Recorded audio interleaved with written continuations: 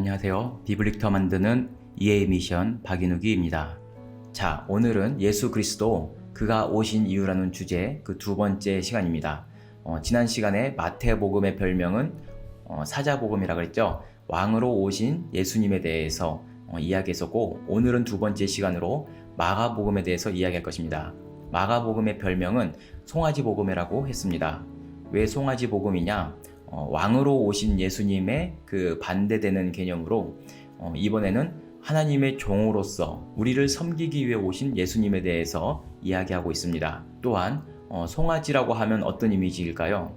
열심히 일을 하는 이미지이겠지만 또 한편으로는 어떤 종교적인 제사를 드릴 때 번제단에 올렸던 희생제물로 드렸던 제물의 이미지를 가지고 있습니다. 그래서 마가복음의 주제는 하나님의 종으로서 우리를 섬기기 위해서 오신 예수님, 그리고 우리 모든 사람들의 죄를 대신해서 대속물로 드려지는 희생제물로 오신 예수 그리스도가 마가복음의 주제라고 할 수 있습니다. 그래서 마가복음 10장 45절에선 이렇게 말씀하고 있습니다.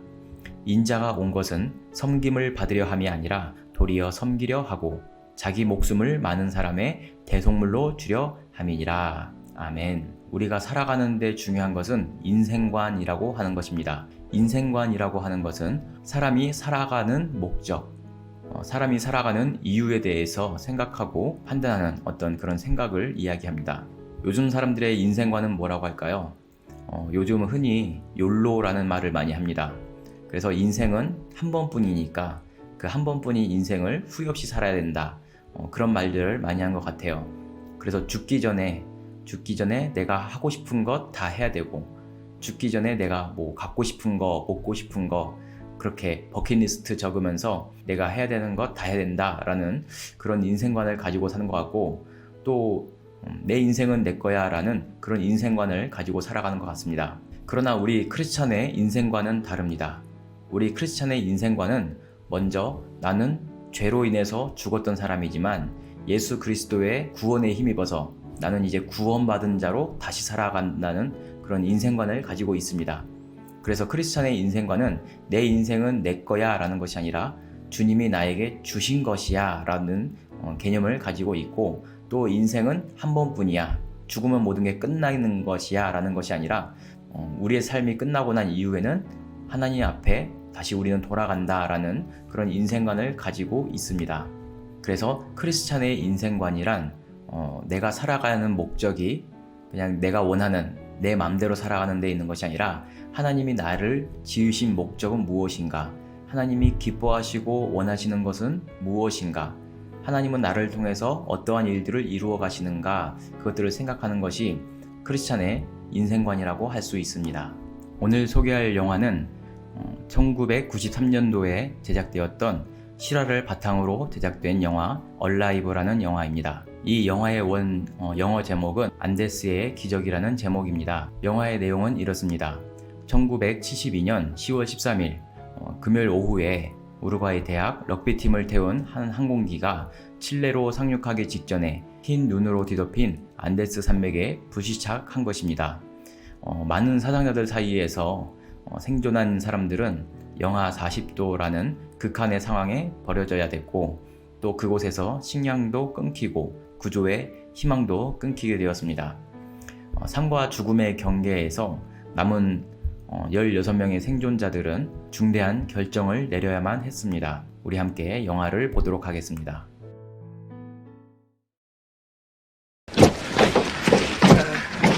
All right, is everybody here? Good news, they called off the search. What the hell is that good news? Because it means we're gonna get out of here on our own, all right? We're gonna save ourselves. What's that you said? Alberto? Huh? Chile's to the west, right? It won't work. When we tried to climb the hill, we had no strength. It's true. That's because you had no food. Now, if the search has been called off, then we're on our own to save our lives, and we've got to eat. Eat what?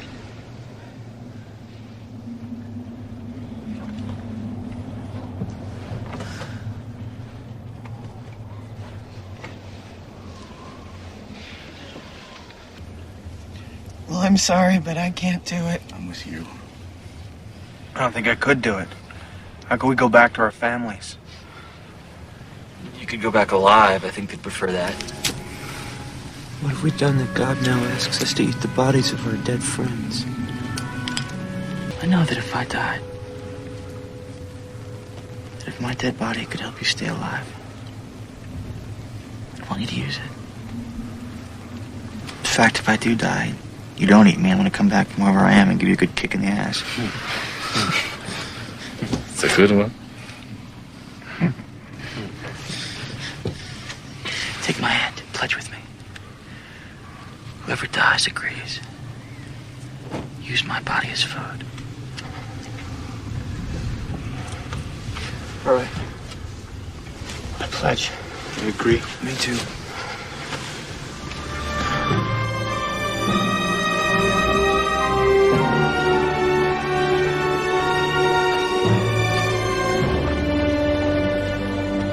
It's like communion. From their death, we live. People will understand.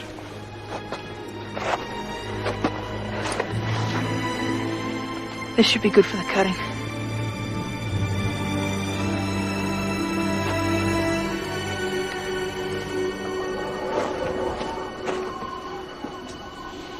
All right. Give me that.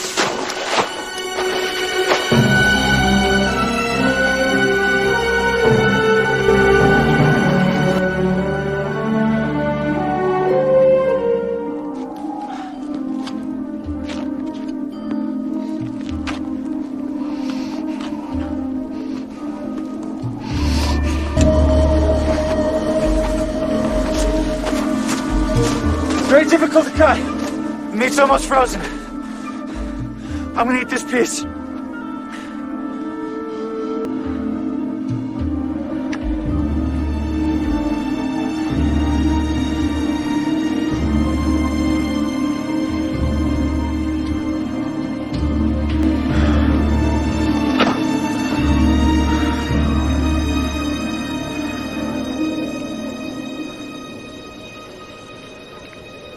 Somebody take this.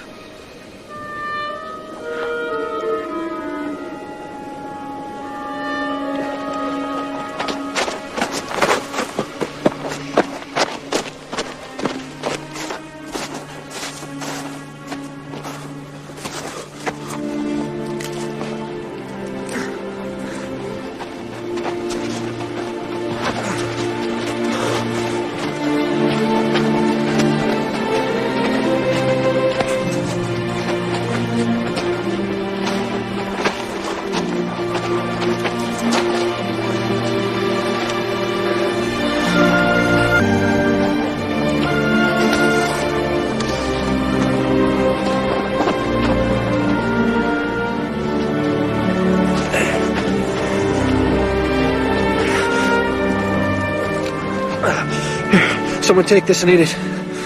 Come on.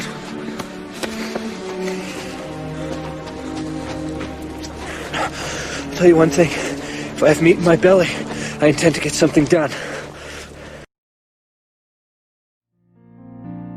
네, 많은 사람들이 이 영화를 보고 삶과 죽음에 대해서 많은 생각을 하게 되었다고 합니다. 그래서 오늘 함께 나눌 본문 말씀은 마가복음 14장 22절에서 24절입니다. 마가복음 14장 22절에서 24절의 말씀입니다. 먼저 본문을 읽기에 앞서서 본문의 배경에 대해서 설명하겠습니다. 예수님은 그 공생의 사역의 클라이막스라고 할 수 있는 십자가의 그 제단에 오르기 전에 그 12제자들과 함께 마가의 다락방이라는 곳에 모여서 유월절 만찬을 하고 있습니다.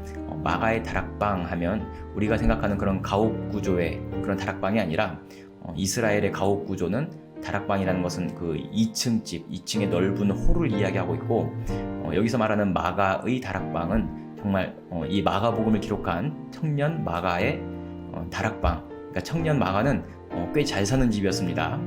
그 집에 큰 넓은 홀과 같은 그런 2층 집, 그런 이미지의 커다란 집에서 예수님이 제자들과 유월절 만찬을 나누는 그런 상황입니다. 유월절이라고 하는 것은 이스라엘의 3대 절기로서 과거 출애굽 때에 이스라엘 백성들이 하나님을 잊으니 그들이 애굽의 노예로 전락하게 되었던 것이지만 그러나 하나님은 이스라엘 백성들을 기억하셔서 그들의 조상 아브라함에게 하셨던 그 약속을 기억하셔서 그들을 구원하러 오신 것입니다. 애굽을 탈출할 때 이집트에 내려진 10가지 재앙 중에 마지막 재앙이 뭐였습니까? 하나님께서 애굽의 그 생명을 관장하는 그 죽음을 관장하는 신을 제압하는 그런 이미지로서 마지막 재앙, 바로 장자의 죽음을 내리실 때 이집트의 사람들은 자신들의 죄로 인해서 그들의 장자가 죽었고, 그렇지만 반면 같은 땅에 거주하지만 이스라엘의 자손들은 그들의 장자 대신에 어린 양을 희생하여서 어린 양의 피를 이스라엘의 집의 문설주에 바르고 또 어린 양의 그 고기를 이스라엘 자손들이 먹음으로써 그들에게는 죽음의 사자가 지나갔다, 패스오버 되었다라고 해서 유월절이라고 제정하였습니다. 그래서 이스라엘 백성들은 3대 절기 중에 하나인 유월절을 지키면서 그 어린 양의 피와 어린 양의 고기를 기념하면서 하나님이 우리를 죄와 사망으로부터 구원하셨다라는 것을 기념하는 것입니다. 우리 함께 말씀을 봉독하겠습니다. 그들이 먹을 때 예수께서 떡을 가지사 축복하시고 떼어 제자들에게 주시며 이르시되 받으라, 이것은 내 몸이니라 하시고 또 잔을 가지사 감사 기도하시고 그들에게 주시니 다 이를 마시매 이르시되 이것은 많은 사람을 위하여 흘리는 나의 피 곧 언약의 피니라. 아멘. 마가의 다락방에서 모두들 오붓하게 유월절 명절에 식사를 하는 중에 주님이 제자들에게 떡과 포도주를 나누어 주면서 갑자기 이상한 말씀을 하시는 것이죠. 그것은 떡을 가리켜서 이것은 내 몸이라, 그리고 포도주를 이렇게 가리키시면서 이것은 나의 피고 곧 언약의 피니라 라고 말씀하십니다. 그리고 너희들은 항상 모일 때마다 이것을 먹고 마시면서 나를 기념하라 라고 말씀하신 것입니다. 예수님께서 지금 자신을 가리켜서 내가 그 유월절에 희생되었던 그 어린 양이라고 자신을 말씀하시는 것입니다.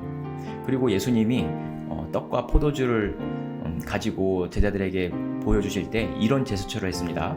자, 떡을 이렇게 들고 하나님께 감사기도 드리고 이 떡을 찢어서 제자들에게 나누어 준 것입니다. 그리고 포도주를 이렇게 들고 하나님께 감사기도 드리고 제자들에게 포도주를 나누어 주었던 것입니다. 예수님의 이 제스처는 예수님이 십자가에서 어떻게 죽으실 것인가에 대한 예표라고 할 수 있습니다. 그것은 예수님의 몸이 십자가에 달리시고 찢기심 당하는 그런 이미지를 말씀하고 계시고, 또 예수님이 십자가상에서 모든 물과 피를 다 이렇게 흘려보내시는 그런 이미지라고 할 수 있습니다. 그래서 오늘날 기독교는 성찬을 나누는 것을 가장 중요한 시간으로 여기고 있습니다. 여기에는 여러 신학적인 그런 용어들이 있는데, 먼저 카톨릭에서는 화채설이라는 견해를 가지고 이 성찬을 기념하고 있습니다. 또 개신교에서는 공제설, 기념설, 이런 임재설에 대한 신학적인 해석과 견해들을 가지고 저마다 성찬을 기념하고 있습니다. 흔히 말하는 교회, 개신교에서는 떡과 포도주를 직접 이렇게 나누기보다는 말씀이신 예수님, 그래서 교회에서는 설교를 통해서 또 묵상과 기도를 통해서 말씀을 나눔으로써 교회 공동체가 주님의 그 희생과 주님의 그 구원을 기념하고 있습니다. 그래서 기억하라라고 하는 remember라고 하는 이 단어는 이것을 우리가 기억할 때 우리가 재구성되는 것, remember 되는 것, 다시 우리가 이것을 기억하면서 이것을 기념하면서 주님과 한 몸으로 우리가 다시 재구성되는 것을 이야기하는 것입니다. 그런데 이상한 것은 구약의 율법에서는 분명히 그 피를 먹지 말라고 했습니다. 주님은 오늘 이 말씀에서 이 나의 피를 너희가 마시라고 하는 것입니다. 참 이상한 일이죠. 그런데 성경에서 먹는 것에 대한 코드가 있습니다. 그것은 뭐냐면 하나님은 최초에 인류의 대표인 아담에게 너가 다른 것은 다 먹어도 이 선악과만큼은 먹지 말라라고 말씀하셨습니다. 그 선악과를 먹는 날에는 너가 정령 죽으리라 라고 이야기하셨죠. 다른 것은 다 먹어도 되는데 선악과는 먹지 말라고 하셨던 그 이야기.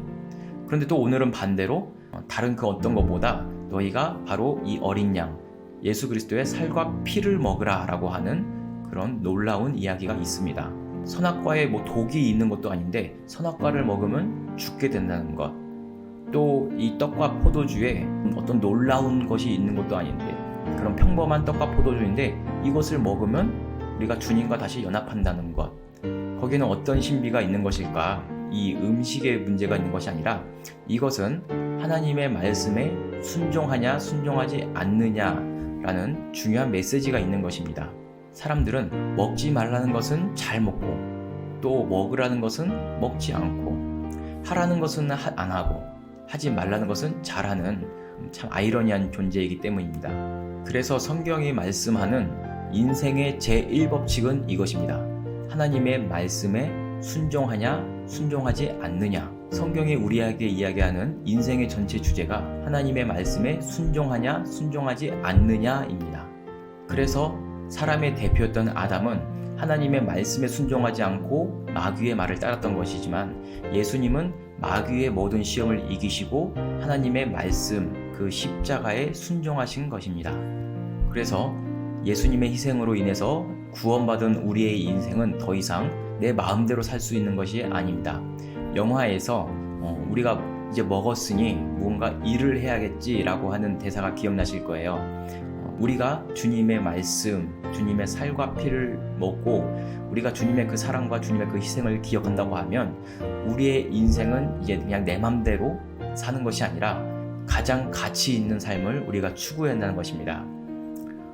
오늘 말씀을 우리가 묵상할 때 청년 마가의 집에 어느 날 예수님께서 그 제자들과 찾아오셨습니다. 마가의 삶의 자리에 예수님이 찾아오셨습니다. 그리고 예수님은 모든 사람들을 위해서 자신의 삶을 내어 드린 것입니다.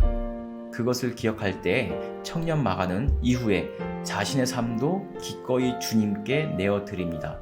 선교사로서 바울과 함께 선교의 길에 떠난 것이죠. 물론 마가는 좀 부족했습니다. 그래서 바울에게 많이 혼나기도 했어요. 그럼에도 불구하고 마가는 예수님의 그 말씀들과 예수님의 그 행적을 잘 기억해서 사복음서 중에 가장 먼저 기록된 책이 바로 이 마가복음이라고 할 수 있습니다. 마가에게 있어서 예수님은 내 삶에 찾아오셔서 나를 섬기시는 그런 주님, 나도 기꺼이 주님을 섬깁니다 라는 마가의 메시지입니다. 그것처럼 우리 주님께서 여러분에게 찾아오셔서 여러분을 섬기시고 여러분을 위해서 그렇게 일하신다고 하면 우리의 삶도 마땅히 우리 주님께 내어드려야 하는 것이 마땅한 것입니다. 그래서 로마서 12장 1절은 이렇게 말씀합니다. 그러므로 형제들아 내가 하나님의 모든 자비하심으로 너희를 권하노니 너희 몸을 하나님이 기뻐하시는 거룩한 산 제물로 드리라. 이는 너희가 드릴 영적 예배니라. 아멘.